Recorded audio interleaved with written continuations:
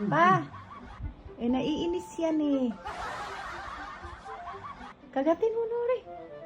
Kagatin mo.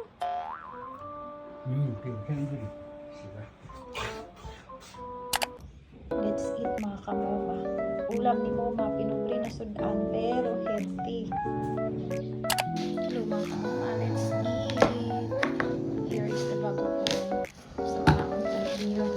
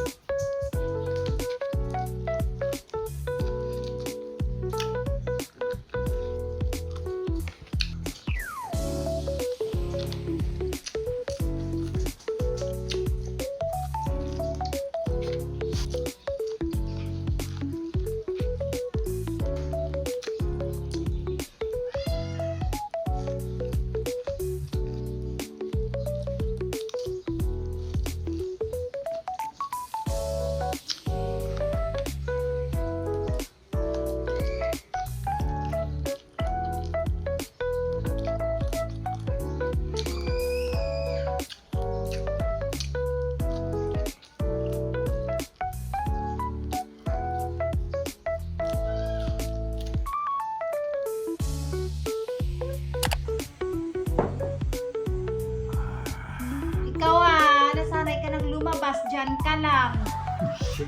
Kakauwi mo pa lang eh. Gusto mo na namang lumabas. Yeah. Pag sure diha oy. Tama na. A day in my life as a 4-mom na tinitipid ang sarili para mabili ang luho ng mga anak na 4 ang paa. Hello sa mga 4-mama na katulad ko na super magastos pagdating sa mga alaga nila.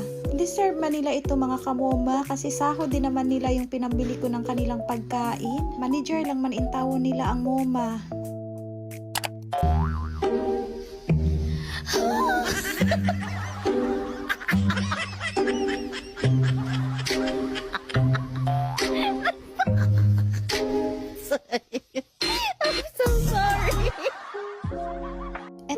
Ang food ni Mommy Bada, ni Gomdori, ni Daddy Yowo, nilang lahat. Kasi naman, para sana to kay Mommy Bada dahil ito lang yung gusto ni Mommy Bada. Kaso, lahat sila except kay Uncle Fifi ha. Si Uncle Fifi diehard yan sa Whiskas. Kahit anong gawin mo mga kamoma, hindi yan kakain kapag walang naamoy na Whiskas. But the good thing is, kumakain si Uncle Fifi ng isda, basta patungan mo lang talaga ng Whiskas mga kamoma. Basta maamoy lang niya yung Whiskas, then kakainin niya yung kanyang pagkain. Sakit sa ulo, di ba? And bilang wais na 4-mom, nahulog. Ito talaga yung kinukuha ko yung nasa pack dahil nakakatipid ako dito mga kamoma. So instead na 30 pesos ang isa, nagiging 25 pesos na lang siya mga kamoma. You know, ang ginagawa ko dito sa 1 Purina mga kamoma dahil nga expensive siya, halos katumbas na ng kalahating sakong bigas, kaya minimix ko nitong Goddess na dry food. So eto talaga yung way ko para lang makatipid ako sa kanilang pagkain mga kamoma. Since sa Ate Diday, kailangan maamoy niya din yung 1 Purina. Ewan ko pa, pinasanay kasi ni Apa. So hoping etong budget nila na ito ay aabot siya ng 1 month. Ewan ko lang kasi minsan may mga sakop pa kasi kami sa labas.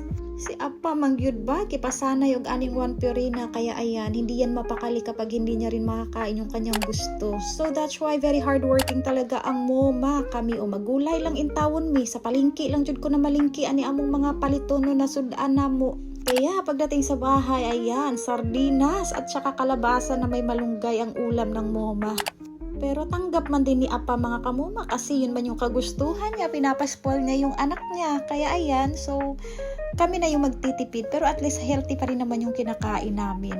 Etong panulak kasi ni Apa yung nagpapasaya sa kanya mga kamoma, kaya kahit anong food, basta may panulak lang si Apa, wala na talaga siyang reklamo.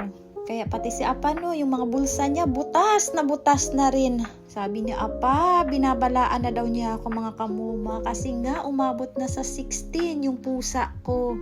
Plus may 4 na aso, so total of 20. Hindi pa kasali yung mga nasa bukid ha. Diba Mochi, si Apa naman talaga may kagustuhan kung bakit ka dinala ni Moma dito sa city. Kasi in love yan si Apa sa mga dilaw na pusa.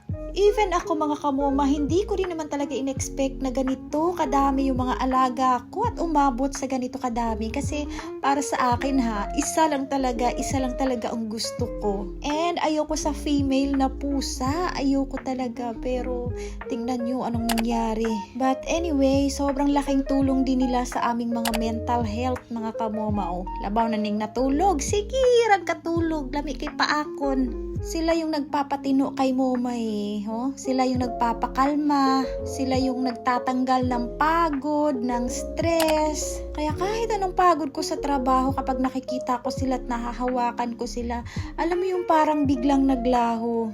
So sobrang happy pala kapag kamadami sila. And of course, before din tayo magpadami ng mga alaga, syempre yung tipong kaya natin mga kamoma, yung tipong afford natin para hindi rin naman sila kawawa balang araw. Kasi parang mga anak na natin to mga to, and always na to sila kasali sa budget natin. Hindi talaga pwede na katulad nung before na tira-tira lang yung pinapakain natin sa kanila na. Lalo na ito, pag malaki na tong mga apo ni moma na afam, hay na lang. And sila din naman yung kaligayahan ng mga anak ko mga kamoma, lalo na kapag kapagod sila galing sa school. Mas na-excited silang umuwi sa bahay para makita itong mga kapatid nilang mga pusa. And that's it for today's video mga kamoma. Maraming salamat sa suporta.